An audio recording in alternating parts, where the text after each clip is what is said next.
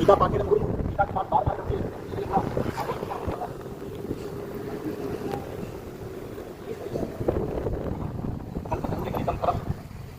और यही नहीं, इसमें दुख का मुख लगा हुआ है। तो जब तोता जो होता है उसी में चूंच मारता है वो फल मीठा होता है। कभी आप देखें तो फल होता है, ये तोता के फल मीठा होता है या उसी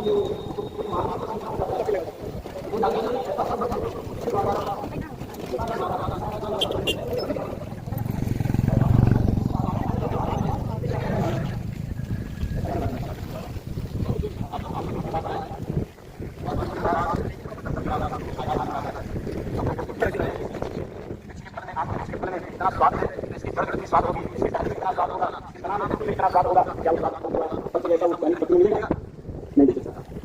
कोई व्यक्ति तर्क करे कि दूध से ही घी बनता है, संसार बहुत लंबा है, तो क्या आपको संसार दिखा सकते हैं? और मंत्री जी गौतम बुद्ध कदम पर बैठा करके ले गए और जाते जाते सबसे पहले घटना देखे, एक छोटा बालक 6 महीना का पलने में डोल रहा था। माता पिता उसे कोई अपने कामों में लगे हुए थे, मच्छर माछी इसको खटमल काट रहे थे, बच्चा रो रहा था। अरे 6 महीने का बालक क्या करेगा? कोई भी कष्ट होता है छोटे बालकों को तो रो करके ही अभिव्यक्त करता है, और कुछ तो बोले कभी तो आवाजें नहीं, कैसे बोल पाएगा? तो 6 महीना के 3 महीने के बालक जो है सीधी सीधी बात नहीं कह पाता है कि हमको कौन सा रोग है, कौन सा कष्ट है, तो रोता है और उसको अनुभव ऐसा किया जाता है। और छोटा बालक खटमल काट रहा था, माछी मच्छर काट रहे थे, रो रहा। तो मंत्री ये लड़का हो रहा है, हाँ दुनिया में जो भी जन्म लेता है इस अवस्था से गुजरना पड़ता है। आप राजकुमार थे, आपके साथ ऐसा नहीं हुआ, लेकिन प्राय लड़कों के साथ होता है, तो बड़ा कष्ट है। आगे बढ़े गौतम बुद्ध जी, और आगे जो बढ़े गौतम बुद्ध जी तो देखे कि एक बालक जो है 5 वर्ष का होगा, 6 वर्ष का, 7 वर्ष का होगा, 8 वर्ष का होगा, पीठी पर बस्ता लादा हुआ है और जा रहा। अरे ये छोटा बालक को इतना बोझ क्यों दिया गया पीठ पर? पेट भरने के लिए विद्या के लिए जा रहा है। अच्छा, इतने छोटे अवस्था में इसको इतना पेट भरने की विद्या का शौक है कि हाँ CAT कैट बने बिल, RAT कैट बने चूहा, एलिफेंट बने हाथी, डॉग बने कुत्ता, इस बने गधा। अब बेचारा छोटे पर से चूहा, हाथी, कुत्ता का रहा सब रखने लगा और पेट भरने की विद्या के लिए जा रहा। ठीक है, बहुत अच्छी बात है। आगे बढ़े तो देखे कि श्रीमान जी चिलचिलाती धूप थी और एक ही छाता था, तो एक अपूर्व सुंदर शालिनी स्त्री को छाता उठाए हुए थे। अरे मंत्री जी ये क्या है? ये क्या है? ये 4 धाम की यात्रा जा रहे हैं। अच्छा, 4 धाम की यात्रा? हाँ, ये ससुराल जा रहे हैं। अपने तो भले पसीना से लथपथ हैं, लेकिन पत्नी परेशान हो, उसको कपाल पर छपा हुआ है। ये केवल दुनिया की नहीं है, प्राय इसमें होंगे आपको बहुत से लोग। ये कथा नहीं है, घर की दिनचर्या है। अब ये 15 मिनट पर एक व्यक्ति का महाराज जी नहीं नाम बताएंगे, काम बता देंगे। महाराज जी बहुत पत्नी से परेशान, राम जी भी ठीक है, जो लोग दुनिया से शांत नहीं होते लोग पत्नी से शांत हो जाते हैं। आधा है ना, आधा उसका प्यार होता है, अर्धांगिनी है। अब उससे भी कहीं ढेर प्राप्त होता है तो बेटा बेटी से शांत हो जाते हैं, भाई से शांत हो जाते हैं। इसीलिए हिसाब में रहिए, नास्तिक उस्तिक मत बनिए। नास्तिक बनेंगे या तो पत्नी द्वारा ठीक हो जाएंगे, या तो भाई द्वारा ठीक हो जाएंगे, या तो बेटा बेटी द्वारा ठीक हो जाएंगे, या तो परिवार के लोगों द्वारा ठीक हो जाएंगे। सब आपका अकड़ भुलवा देंगे। 4 धाम की यात्रा जा रहे हैं। अच्छा, अरे आप भले राजकुमार हैं, आपके साथ ऐसा नहीं, एक जान ठीक है। आगे गए तो जाते जाते एक बूढ़े आदमी थे, दामाई किस्मोफिलिया के रोगी आदमी थे। जितने बार श्वास लेते तो श्वास के बाद वो कफ निकल लेता, परेशान थे, लंबी लंबी जीव निकाल तो श्वास बन। एक व्यक्ति क्या कर रहा है? एक राजकुमार यक्षमा टीवी दामा रोगी से ग्रसित है। अब डॉक्टरों द्वारा संजमी उपाय बताया गया है, दवा के समाधान नहीं है। अच्छा, ऐसा भी जीवन में कष्ट होता है? लेकिन हाँ ऐसा। आगे बढ़े, एक बुढ़िया मैया थी, उसको पत्रों ने घर से बाहर निकाल दिया, रो रही थी कि जमराज कहाँ आप भुलाई हमारा कागज लेकर के जल्दी कागज आ जाएंगे। तो घर के परिवार के लोगों ने निकाल दिया। आगे बढ़े तो आगे बढ़ने के बाद देखा कि 4 लोग बांस के डोली पर सुला करके और राम नाम सत्य है, राम नाम सत्य है, राम नाम सत्य है। अरे मंत्री जी क्या हो रहा है? एक व्यक्ति को सुला दिया गया, वो बोल भी नहीं रहा है और चारों तरफ से लगे क्या हो रहा है? कि यही जीवन की अंतिम यात्रा है और किसी यात्रा को मानिए मत मानिए, लेकिन ये यात्रा होती ही है और कोई रोक नहीं सकता है, तो रोक नहीं सकता है।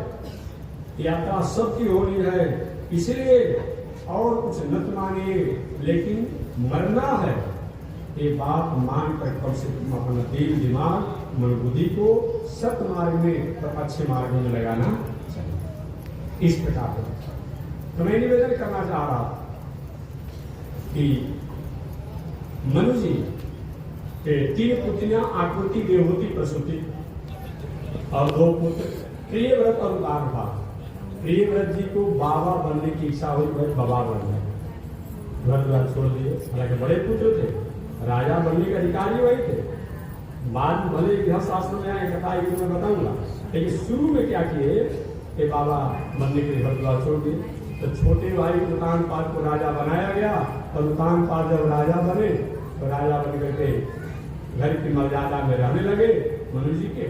तो इनसे 2 पुत्र हुए, एक अपनी पत्नी से ध्रुव जी महाराज हुए, एक और पत्नी थी जिसे उत्तम नाम का पुत्र हुआ। उत्तम तो बिना विवाह किए ही अल्पायु में जीवावस्था में मृत्यु को प्राप्त किया यक्षों के मारने से। ध्रुव जी महाराज यशस्वी बनकर के राजकाज की व्यवस्था करने लगे। उन्हीं ध्रुव जी के वंश परंपरा में एक बहुत बड़े राजा यशस्वी अंग हुए। अंग बहुत बड़े धर्मात्मा थे, लेकिन इनका विवाह ठीक घर में नहीं हुआ था। मृत्यु की बेटी सुनीता के यहाँ इनका विवाह हो गया था राजा अंग का। उसे एक लड़का नास्तिक जन्म दिया जिसका नाम पड़ा राजा वेन। और राजा वेन जो हुआ बहुत बड़ा नास्तिक बना, न हो तब्यम न दातव्यम, कोई हम नहीं करेगा, कोई दान नहीं करेगा, कोई जग नहीं करेगा। पहले तो मंत्रियों ने समझाया बुझाया कि महाराज देखिए ऐसा मत कीजिए, किसी भी परिस्थिति में धर्म का त्याग नहीं करना चाहिए, किसी भी परिस्थिति में। एक बार मैं था झारखंड प्रदेश में, तो किसी महानुभाव ने मुझसे पूछा कि महात्मा जी ये मूर्ति किसी क्या मिलती है मंदिर में जाने से बहुत।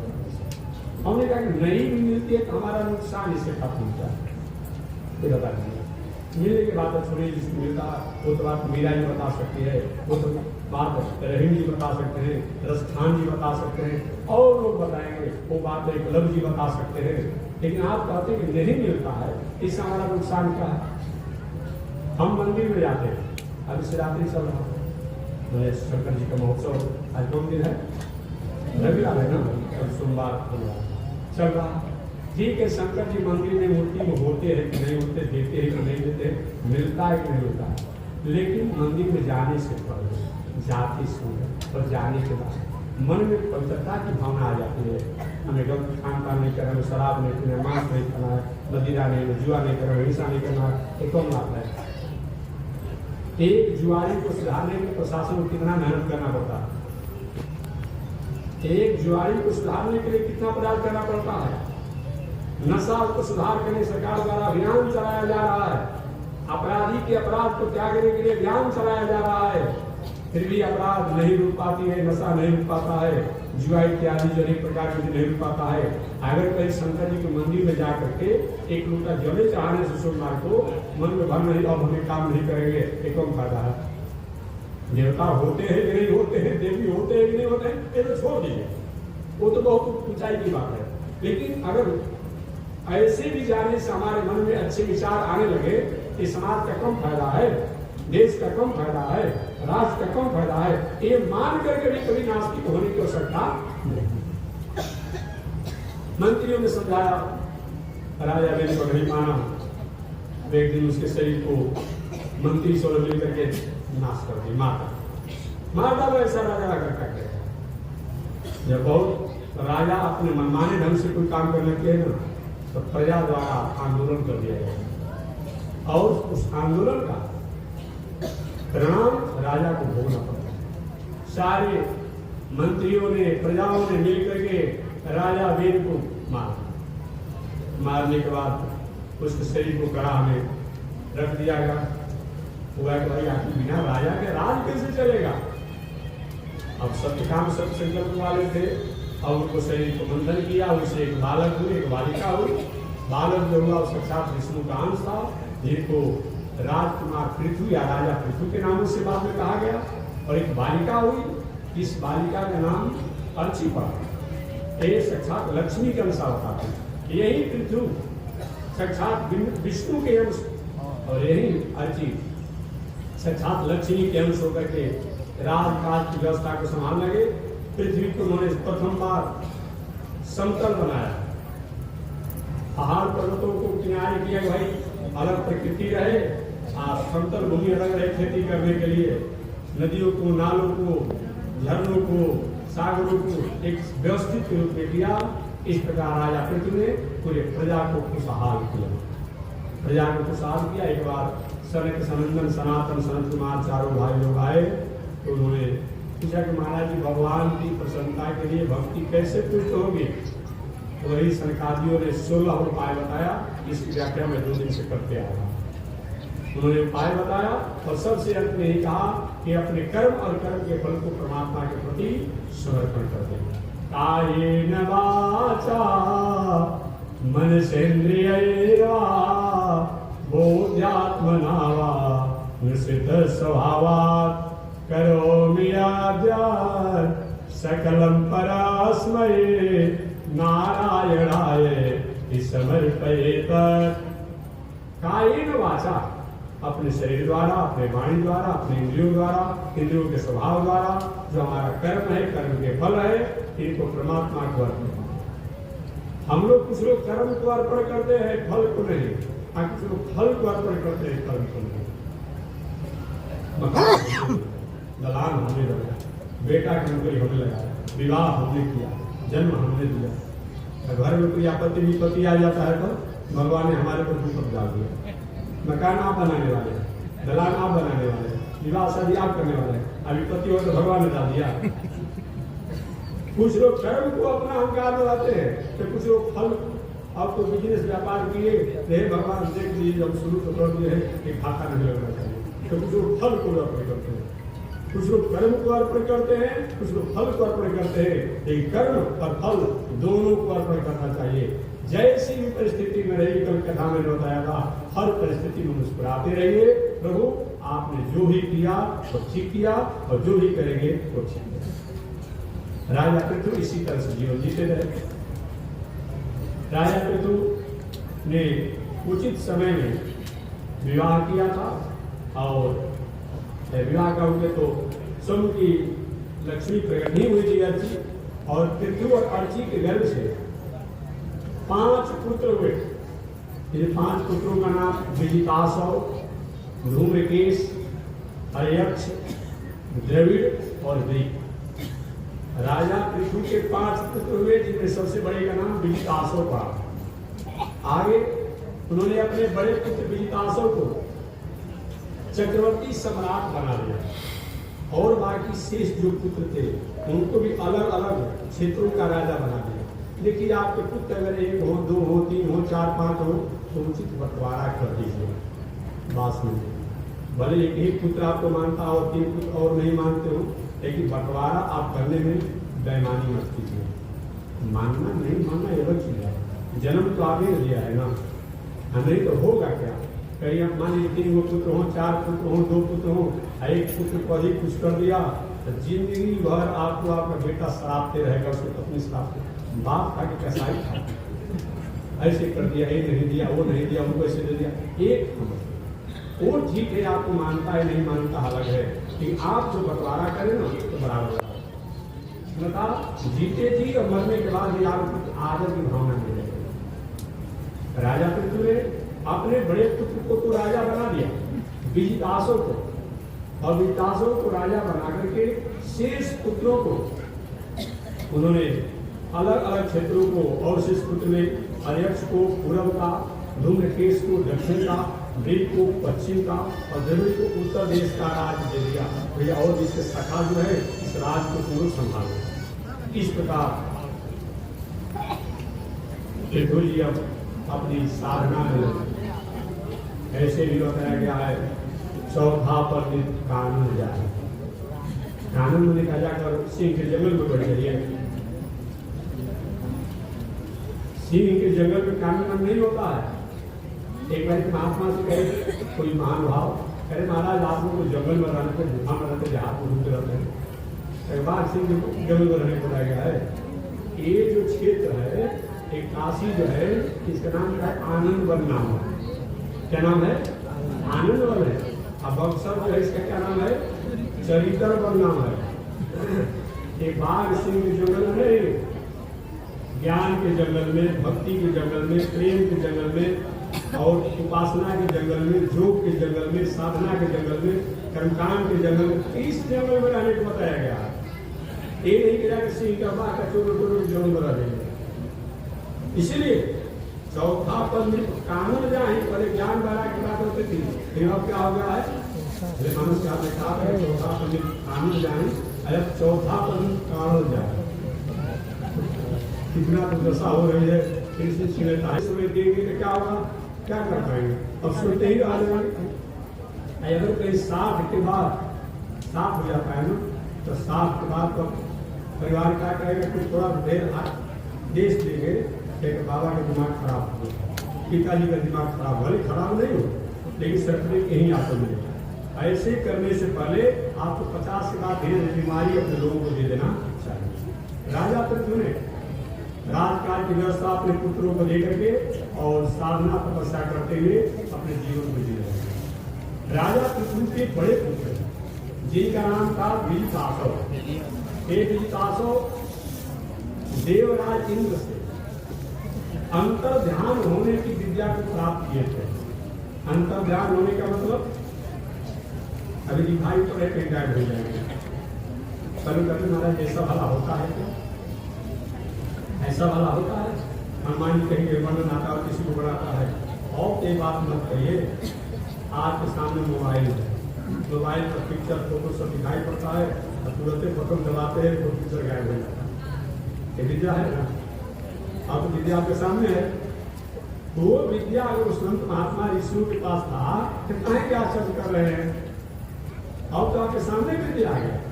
आप ही के सामने मोबाइल पिक्चर देख रहे हैं, पन्ना सब देख रहे हैं और ये भी आपने एक बटन दबाया बस क्या हो गया? गायब हो गया, अंतर ध्यान हो गया।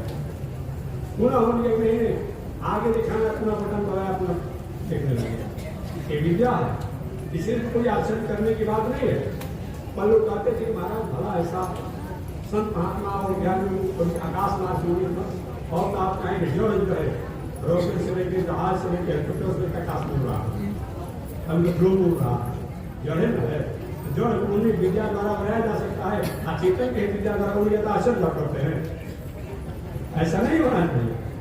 इसीलिए वो आधुनिक युग में इस समय हम लोग लेटेस्ट हाईटेक युग में जी रहे हैं। लेटेस्ट हाईटेक युग में जी रहे हैं हम लोग।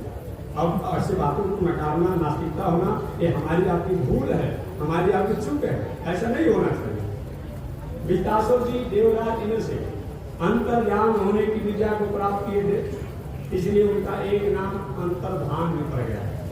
पृथ्वी महाराज के बड़े पुत्र जो विजितासव थे, देवराज इंद्र से अंतर्ध्यान कभी दिखाई पड़े, कभी छूट जाएंगे, कभी लुप्त हो जाएंगे, तब उनका दूसरा नाम अंतर्धान भी हो गया।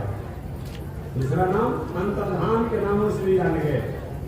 ऐसे विजितासव यानी अंतर्धान का विवाह हुआ और उनकी पत्नी के नाम पड़ा शिखंडनी। ऐसे अपनी पत्नी के साथ समय अनुसार जीवन जीने लगे।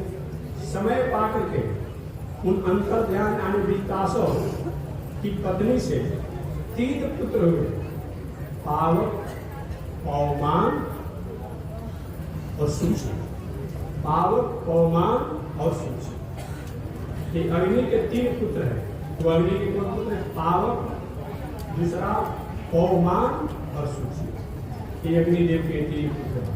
एक साक्षात अंतर्ध्यान अग्नि स्वरूप ही थे, तो इनके 3 पुत्र हुए और जो वशिष्ठ ऋषि के साप से अग्निदेव को इस दुनिया में राजकुमार बनकर के जन्म लेना पड़ा था। इसका कारण यही है, वशिष्ठ ऋषि ने इसीलिए श्राप दिया था। एक बार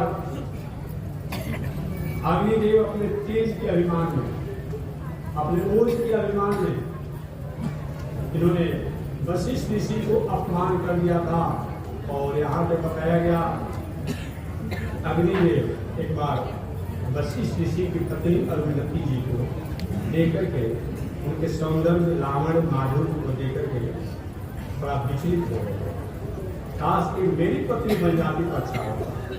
जब वशिष्ठ ऋषि जी को पता चला कि मेरी पत्नी के प्रति ये अग्निदेव की भावना अच्छी नहीं है, तो उन्होंने श्राप दिया, जाओ तुम देवता होकर के तुम्हारी बुद्धि खोट हो गई है, मैं श्राप देता हूँ, जाओ तुम पृथ्वी पर मनुष्य बन जाओ। वही वशिष्ठ ऋषि के साथ के कारण अग्निदेव को 3 रूपों में होना पड़ा, आवक, पौमान और शुचि। आगे चल करके एक एक अग्निदेव के जो आवक से 15 पुत्र हुए, पौमान से 15 पुत्र हुए और शुचि से 15 पुत्र हुए, तो 15 से 45 हो गए, 3 लोग 48 हो गए, एक अग्निदेव। इस प्रकार 49 अग्निदेवताओं की बात आती है। समय पाकर के देश काल पात्र के अनुसार अग्निदेव के मन में थोड़ी जो भावनाएं हुई, पत्नी आगे समझाया, उनकी पत्नी के नाम से स्वाहा, इसलिए हवन इत्यादि में आप जो स्वाहा जो बोलिए ना, तो आवाज नहीं होना चाहिए। जैसे हवन होता है तो बहुत लोग क्या करते हैं, आहुति तो दे देते हैं, स्वाहा नहीं बोलते हैं, लेकिन स्वाहा बोलने से अग्निदेव की पत्नी को प्रसन्नता होती है कि अग्नि की पत्नी का नाम स्वाहा है। और हालांकि आपके भाषा में, आपके साहित्य की भाषा में तो अग्नि को स्त्रीलिंग कहा गया है। आप जो पढ़ते हैं अपने हिंदी साहित्य में, इसमें अग्नि को स्त्रीलिंग कहा गया। आग जल रही है, अग्नि जलती है। ये बताइए जब कोई इसका पुल्लिंग क्या होगा?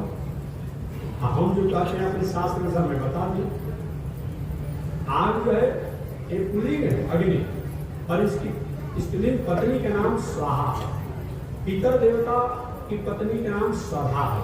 इससे पितरों की जब पूजा होती है तो एक स्वधा स्वधा स्वधा स्वधा स्वधा करते हैं, और जो हवन इत्यादि होता है तो स्वाहा स्वाहा स्वाहा इत्यादि किया जाता है। ऐसे मनुष्य जोनी में आकर के अग्निदेव और वशिष्ठ ऋषि के साथों को संतान समय पा करके यही पितृपुत्र विस्तासव के ने अपने पुत्रों को समय से राजपाट अधिकार दे करके बड़े पुत्र को और यही उत्तम लोग को प्राप्त किए। समय पा करके विस्तासव की एक और भी पत्नी थी जिसका नाम था नभस्वती।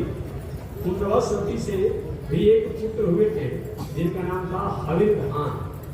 और हविर्धान जो है समय पा करके आत्मज्ञानी हुए, और आत्मज्ञानी होते हुए उन्होंने राज की व्यवस्था को संभालना तो चाहा, लेकिन मन में थोड़ी सी ठीक नहीं, अगर हम राजकाज की व्यवस्था करेंगे तो झंझट में फंस जाएंगे। मंत्रियों ने समझाया, समझाने के बाद तब विस्तासव की दूसरी पत्नी से जो पुत्र हविर्धान हुए, वो हविर्धान ने राजकाज को संभाला, लेकिन मर्यादा पूर्ण रहने लगा। विस्तासव पुत्र हविर्धान की पत्नी जो थी वो उन्हीं के नामों से भी जानी गई, अतः उनका नाम होगा हविर्धानी। विस्तासव के पुत्र हविर्धान और उनकी पत्नी हविर्धानी, इनसे बरही सब गए शुक्ल, कृष्ण, सत्य और जितव्रत नाम के 6 पुत्र हुए। इनमें हविर्धान के 4 पुत्र जो हुए, बरही सब प्राय पृथ्वी पर जब किया करते थे। जो हमारे विस्तासव के पुत्र हविर्धान हुए, उन हविर्धान के पुत्र जो बरही सब हुए, ये राजकाज की व्यवस्था तो करते रहे, लेकिन जग इत्यादि के प्रति बहुत ऊंच भावना। लेकिन जग ही एक ऐसा चीज है कि सभी प्राणियों को संतुष्ट किया जाता है, देवताओं को भी, समाज को भी, समष्टि को भी, प्रकृति को भी, प्राणी को भी, सबको संतुष्ट किया जाता है।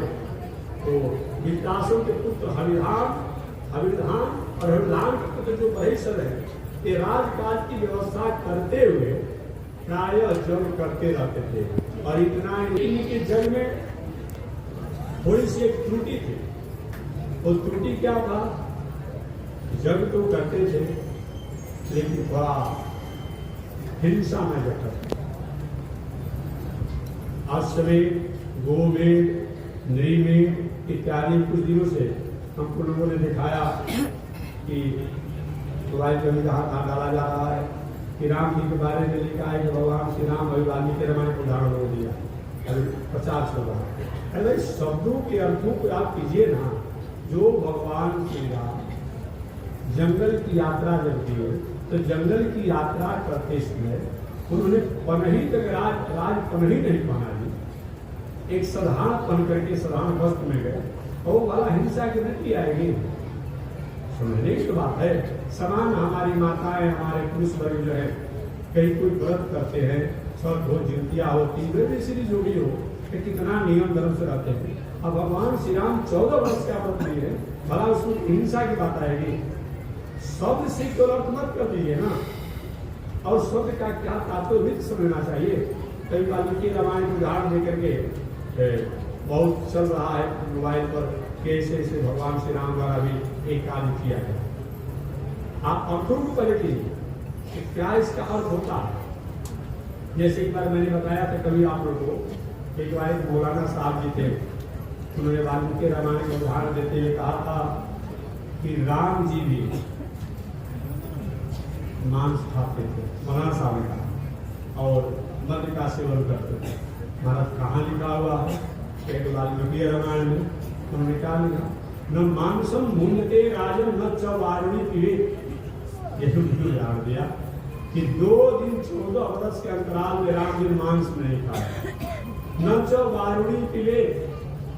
कब एक बार पिताजी की मृत्यु की समाचार जब सुने थे चित्रकूट में था, अब दूसरी बार लक्ष्मण जी को जब शक्तिवान आ रहा था तब। अब बताइए शब्दों द्वारा करेंगे कि न मांसम मुन्नते राजन न च वारुणी पीवे, मांस में मांस। लेकिन शास्त्र समझिए, मांस का मतलब तो मांस नहीं होता। क्षत्रियवाद में बता भी चुका हूं। हिंगुदी का फल जो था राम जी प्राय आप चौथ यात्रा में लेते थे, तो फल का जो गुदा जो होता है उसको मांस कहा जाता है। फल का जो छिलका जो होता है उसको चाव कहा जाता है, और फल का गुठली जो होता है उसको हड्डी कहा जाता है। भगवान श्री राम इतने प्रथम बार पिता के मृत्यु के शोक में जुटी रहे, वो इमली के फल के बुद्धि का फलहार तक नहीं किए, उसको भी नहीं खाया। और दूसरा बार लक्ष्मण जी को जब शक्तिवान लगा था वो दिन भी उस शोक में ही रह गए। न च वारुणी पीवे, वारुणी नहीं पान की। वारुणी का मतलब शराब नहीं, मद्य नहीं। वारुणी का मतलब ऐसा मैं कहता हूँ कि आप भी योग साधना करने वाले लोग जानते हैं, योग में लिखा है कि ये जीव जो है, जीव को उलट करके कंठ जो है उसमें जो सटा दिया जाता है, अवैध का ध्यान किया जाता है, एक रस ऐसा आता है उसमें आनंद में रहा जाता है, उसको खिचड़ी मुद्रा कहा जाता है। ऐसे स्थिति में भगवान श्री राम उस खिचड़ी मुद्रा द्वारा भी उस रस का स्वाद नहीं पान कर पाए 2 दिना। एक बार पिता की मृत्यु और दूसरी बार लक्ष्मण जी को शक्तिवान। तो शास्त्रों की अर्थों को वितंबरा बोली से करना होगा। एक वो किताब के अर्थ लगाने के लिए पूंजी और की आवश्यकता पड़ती है, सहायक पुस्तिका की आवश्यकता पड़ती है कि पूंजी और की को देख करके हम लोग उसके द्वारा अर्थ करते हैं। और शास्त्रों के आप शास्त्रों द्वारा केवल शब्दों द्वारा कर लेंगे। वेदार्थो निश्चितव्या स्मृति इतिहास पुराणे। वेदार्थो वेद का निश्चितव्या निश्चय किया जाता है स्मृति इतिहास पुराणे, स्मृति इतिहास पुराणों द्वारा। इसलिए शास्त्रों द्वारा नितंबरा बुद्धि से हमें अर्थ करना चाहिए।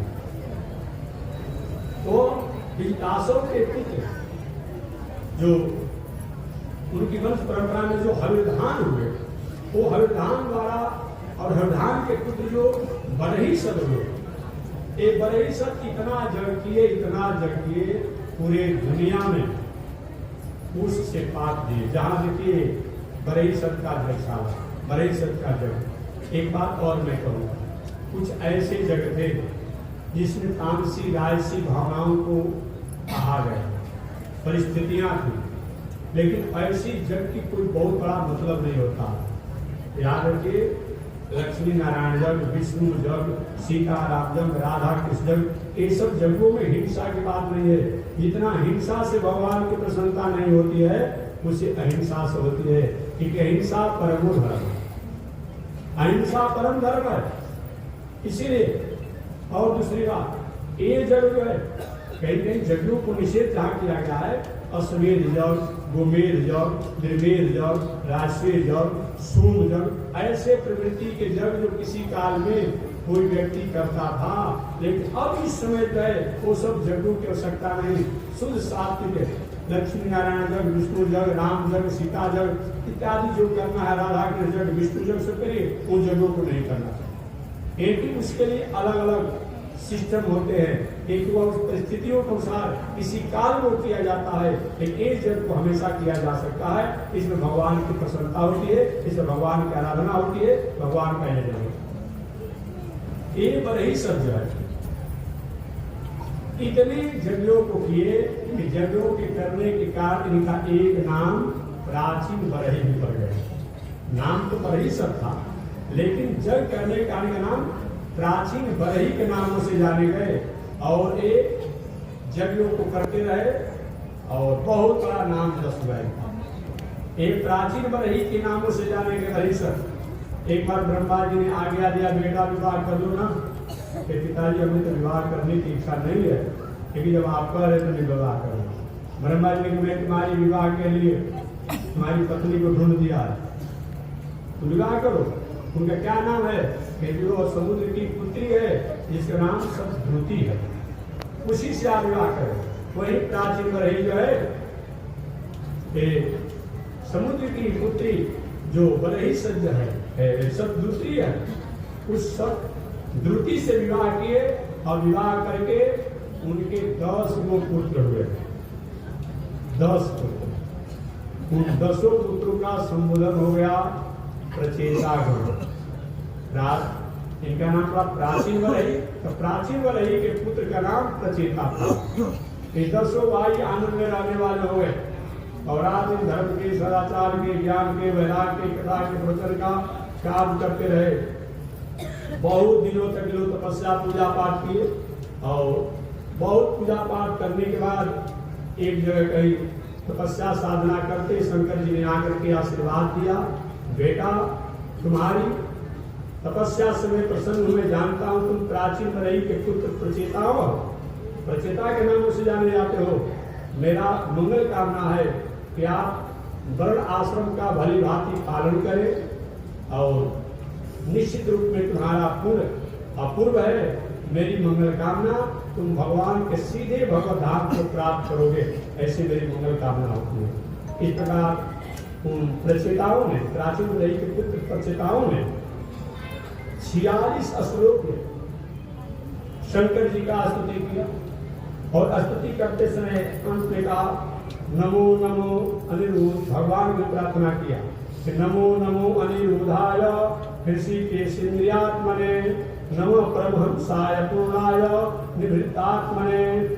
मैं उन परमात्मा को प्रणाम करता हूँ जो इस संसार में अनिरुद्ध होकर के इस संसार का मंगल करते हैं, जो इंद्रियों के मालिक होकर के इंद्रियों की मंगल कामना करते हैं।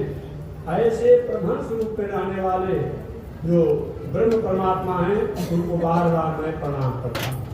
इस प्रकार प्राचीन बरही धर्म कांड में लगे रहे और रमे रहे। प्राचीन बरही हिंसात्मक पशु इत्यादि की जग किया करते थे, जिनको देख करके नारद जी को दया आ गई। एक बार नारद जी ने प्राचीन बरही से कहा, राजन थोड़ा आकाश मार्ग में देखो। प्राचीन बरही जो आकाश मार्ग में, महाराज जी तो किसी तीखे नेत्र करके, तीखे सीन करके, तीखे मुंह करके हमारे तरफ देख रहे हैं। हाँ महाराज, हमने क्या बिगाड़ा है जो हमारे तरफ से देख रहे हैं?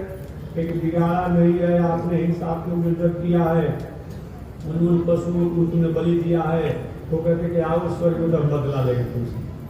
अरे महाराज, हमने थोड़े कुछ किया है, जैसा विद्वानों ने बताया, जैसे शास्त्र ने बताया, जैसे कर्मकांड ने बताया, वैसा मैंने कर दिया। ये मेरा इसमें क्या दोष है? लेकिन नहीं राजन, ये बदला लेने के लिए तुम्हें देख रहे हैं। तो भाई महाराज जी इसका कोई उपाय? एक उपाय यही है कि हिंसात्मक जगहों को छोड़ो और छोड़ करके और सत्य मार्गों को अपनाओ, इसी से तुम्हारा कल्याण होगा। इस प्रकार नारद जी ने प्राचीन वरही को एक उपाख्यान सुनाया और उपाख्यान सुनाकर कहा, राजन, जिस धर्म में, जिस पूजा में, जिस पाठ में, जिस यज्ञ में, जिस दान में कहीं समाज का, राष्ट्र का, प्राणी का, प्रकृति का, समष्टि का, सृष्टि का, संस्कार का कहीं अहित होता हो और कितना भी आयोजन बड़ा हो, उस आयोजन का हमारे संत महात्मा शास्त्र बहुत बड़ा आदर नहीं करता है, बहुत बड़ा आदर नहीं करता है। इसलिए ऐसे चीजों को त्यागो। आगे नारद जी ने उन्हें कहा कैसे जग छोड़ करके और भगवान की भक्ति करो और सदाचार पूर्वक सात्विक जग करो। उन्होंने पुरंजनोपाख्यान की कथा सुना दिया नारद जी ने प्राचीन वरही को। और पुरंजनोपाख्यान की कथा सुनाते हैं, कहे कि राजन सुनो, पूर्व काल में पुरंजन नाम के बहुत बड़ा यशस्वी राजा थे, जो पुरंजन नाम के राजा थे। और उन पुरंजन नाम के राजा के एक मित्र थे जिसका नाम था अभिज्ञात। दोनों मित्रों में अच्छा प्रेम था। पुरंजन नाम के जो राजा थे उनके मित्र जो अभिज्ञात थे, उनका बहुत अच्छा मैत्री थी। लेकिन पुरंजन दूसरा कोई राजा नहीं है, ये हमारे आपके शरीर में रहने वाला जो जीवात्मा जो है यही पुरंजन है। और इस जीवात्मा का मित्र जो है अभिज्ञात अर्थात परमात्मा जो है वही मित्र है। गीता में भी कहा गया है, वेदांत दर्शन भी कहता है, गीता में भी अलग कहा गया है, दास प्रणा सहजा से खाया। ये जीवात्मा और परमात्मा जो है दोनों सुंदर सोना के पंछी हैं और सहज दोनों में मैत्री भी है। लेकिन अब यहाँ प्रश्न होता है, जब जीवात्मा और परमात्मा दोनों मित्र है तो जीवात्मा को ही कष्ट क्यों भोगना पड़ता है, परमात्मा कष्ट क्यों नहीं भोगता आवागमन में अनेक प्रकार के झंझटों में? इसका कारण यही है कि दो मित्र एक साथ बैठते हैं, सब कुछ होता हो, सोता भी हो, चलते भी हो। अब कहीं टेबल पर 20 एल्ड्रिन का शीशी रखा गया है, जो मित्र उस एल्ड्रिन के शीशी को पिएगा 20 का असर उसी पर होगा, एक साथ रहने वाले मित्र पर असर नहीं होगा। ठीक वही बात है, जीवात्मा और परमात्मा दोनों ये शरीर में रहते हैं, लेकिन सांसारिक विषयों की विष को ये जीवात्मा ही पीता है, तो जीवात्मा को ही कष्ट होगा, परमात्मा को मित्र होने पर भी कष्ट नहीं होगा। यही बात। तो नारद जी कहते हैं कि पूर्व काल में पुरंजन नाम का एक बहुत बड़ा यशस्वी राजा था, उसके अभिज्ञात नाम के एक मित्र थे। राजा पुरंजन एक बार अपने मित्र को छोड़ करके और सुख भोगने के लिए दुनिया में घूमने निकल गया। हमारी आपकी भी स्थिति वही है, हमारे साथ ईश्वर आते तुम हमारे भगवान कहाँ है, भगवान कहाँ है बताना है। आप यहीं पर बैठे हैं और किसी के पॉकेट में हाथ डाल कर रुपया निकालने लगे, भीतर जो बैठे हुए परमात्मा के रहे भले आदमी क्या कर रहे हो भाई, शर्म नहीं आती है? वही भगवान जो हमेशा हमें सब प्रेरणा देते रहते हैं, वही भगवान है। धर्म क्या है, अधर्म क्या है, नीति क्या है, अनीति क्या है, न्याय क्या है, न्याय क्या है, किताबों को पढ़ने से नहीं अनुभव होता हो, संतों के समझाने से नहीं होता हो, अपने मनोरथ कीजिए। जो काम को करने से पहले, करते समय, करने के बाद हमारे भीतर एक मीटर लगा हुआ है, वो हमेशा आगे पीछे चलते रहता है। अगर कोई अच्छा काम करते हैं तो मीटर हमेशा आगे, ठीक बहुत अच्छा काम करे, समझ तो है, समस्या तो है, लेकिन छोड़ना नहीं है। जो काम को करते से पहले, करते समय मीटर पीछे जाने लगे, समझिए कि यही अधर्म है। निर्णय अपने करना है। मन अपूता समाचर्यताम, आत्मा जिस कर्मों को करने की गवाही नहीं देता हो उस काम को मत करिए, इसी का नाम अधर्म है। स्त्रियां तो सब स्त्रियां ही है, कितना भी भ्रष्ट आदमी हो, कुकर्मी आदमी हो, बेचारी आदमी हो, बेटी बैठी हुई है, बहन बैठी हुई है, माता बैठी हुई है, उनके प्रति उनकी भावना जल्दी जगती है। क्या है? ये मेरी माता है, ये मेरी बहन है, ये मेरी बेटी है। अब वही कहीं हम ऐसे हमारे मन में अश्लीलता आ जाती है, दूसरे की बेटी बहन की हमारी चंचलता हो जाती है। अगर आपको स्त्री को देखने से भक्ताओं की बात हो कहीं भटकना चाहिए। अपनी बेटी अपने, अरे और बात तो छोड़ दीजिए, हम नाच सुन देखते हैं, देखते हो पूरा क्षेत्र ही जो है आपका एक अपनी मौसम में रहता है।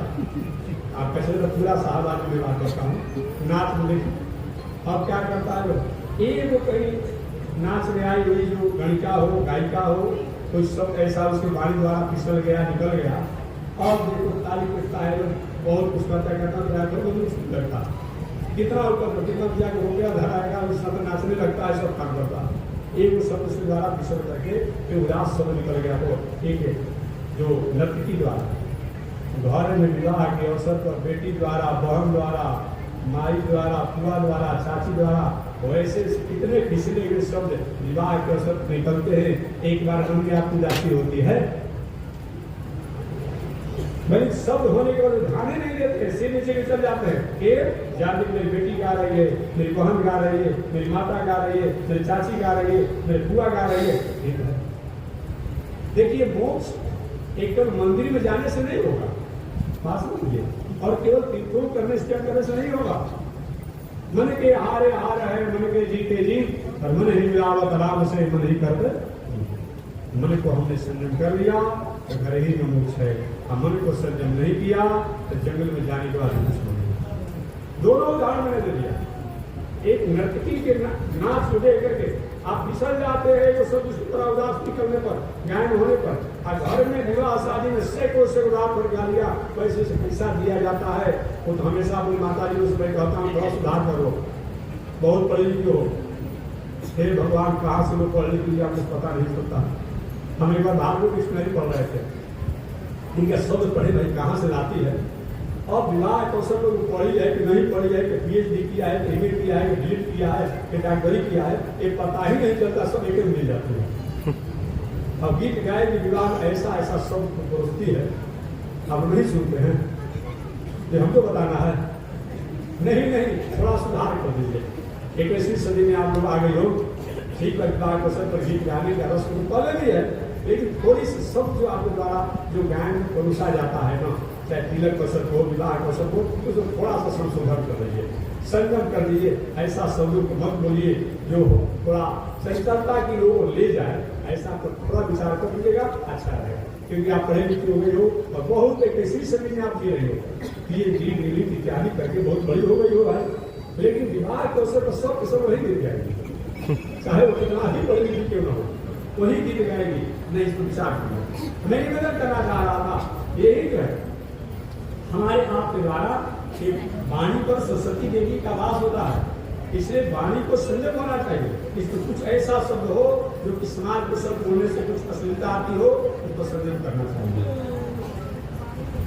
राजा पुरंजन अपने मित्र अरिज्ञात के साथ रहते तो है लेकिन एक बार अकेले संसार के भोग भोगने की उनकी भावना हो जाती है और भोग भोगने के लिए और अपने मित्र अभिज्ञात को बिना बताए ही निकल जाते हैं और निकल गए तो जाते जाते एक नगर में गए जहाँ के स्त्री है उसका कोई पति नहीं है और वही वहाँ का समाज संभाल रही है और वहाँ गए इसने प्रस्ताव रखा कि मैं आपसे विवाह करना चाहती हूँ कि ठीक है मेरी इच्छा समझा कर विवाह का मतलब ये हमारी जीवात्मा जो है ये संसार की भोग रूपी वासनाओं में जा करके और वही उसमें फंस जाता है यही विवाह करना।